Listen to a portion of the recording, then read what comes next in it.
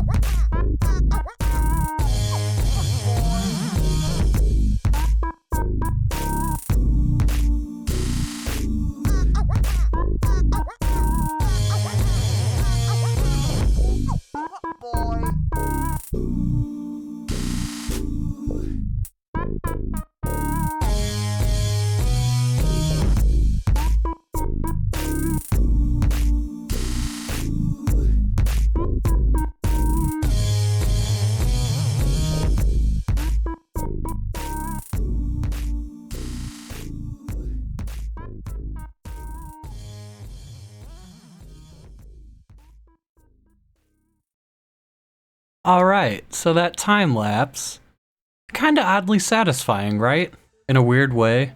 I mean, I know it's just growing wheat, so it's still kinda boring, but at the same time, I don't know. I kinda liked it with the music and the editing that I put with it. Should've helped a bit. I hope you guys enjoyed it as much as I did.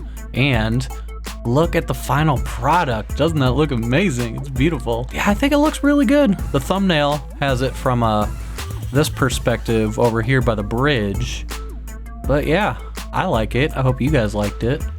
The time lapse came out, it was a little bit on the long side. I cut out some bits and I don't know, I just did slight editing.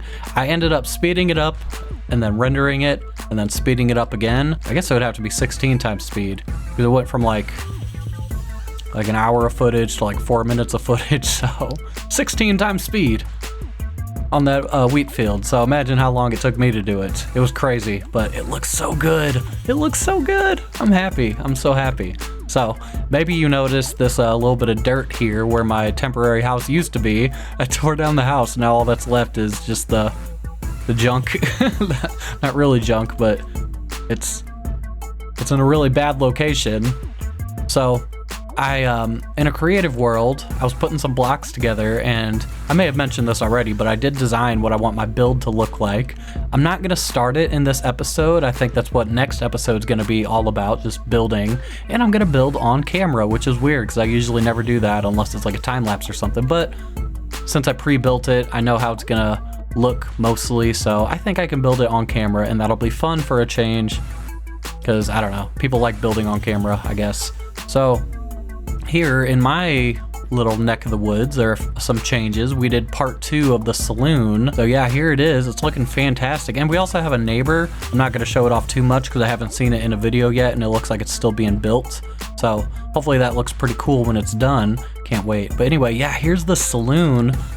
We did part 2 of the group event just the other night, and it came out really good. So as you saw it last time, it was pretty much just the first floor was done. It still needed some work, but it was mostly just the first floor. So we built an upper I can't talk today. So we built an upper floor on it. Yeah, we did some more decorations to the inside. And so I didn't record any of it for the second part of the event.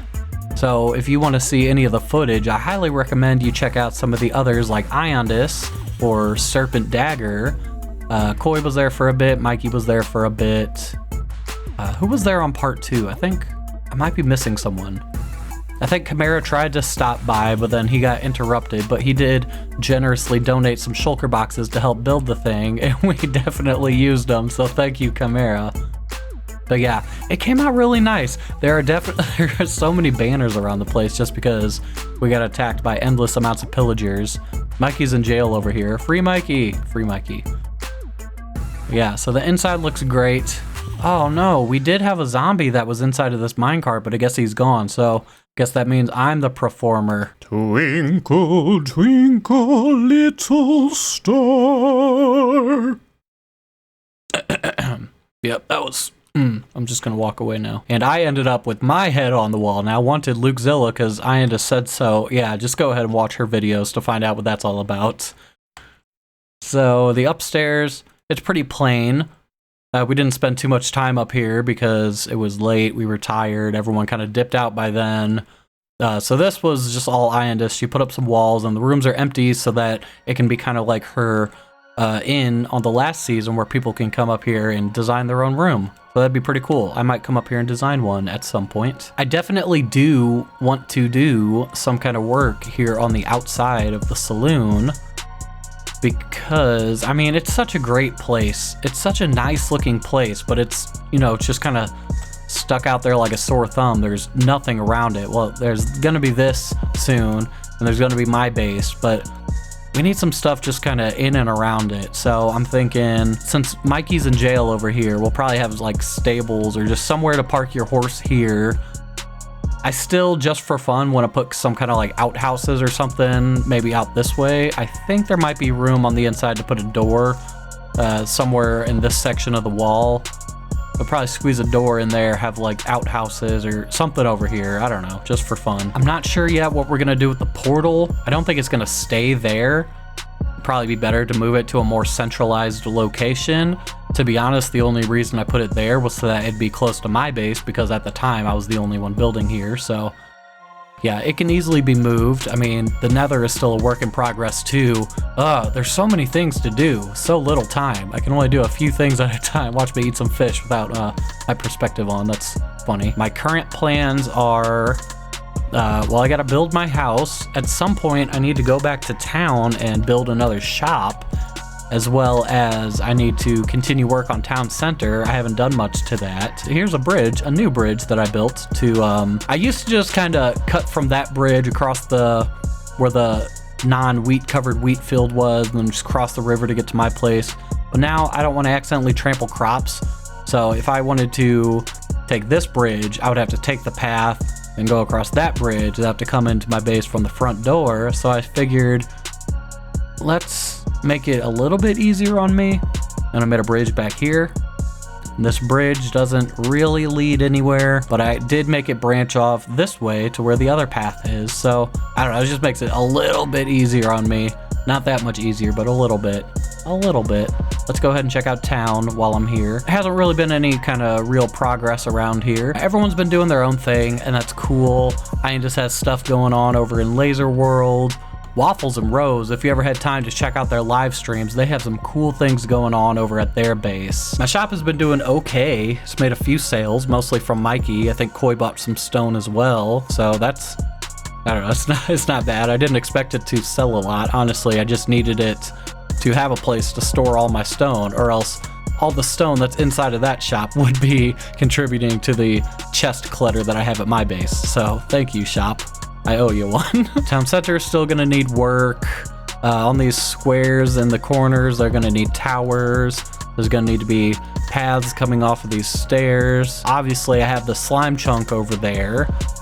And I don't know, there's just so much to do. I have very limited time. But hey, at least this season, I can say that I successfully have made more videos this season than last season, which is crazy, because last season it was over a year, and you know, we're only a couple months into this season of iCraft, season 5. I've been having fun doing videos, you know, making content. I'm trying to just be a little bit more relaxed about it, and I don't know, it seems to be helping. It's making me at least enjoy making the content more.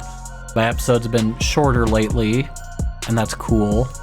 A little bit less editing for me to do, which is also why I didn't record the group collaboration, just because they're annoying to edit, and I knew I just got finished editing a group recording and I wasn't ready to jump into another one yet.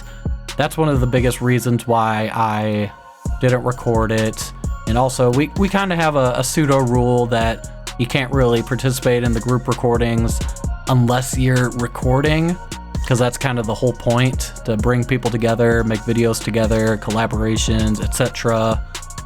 So I didn't contribute too much to the part 2 of the Saloon building, and that's okay. So everything that you saw that I showed off, it was mostly thanks to the others, and they did a really great job.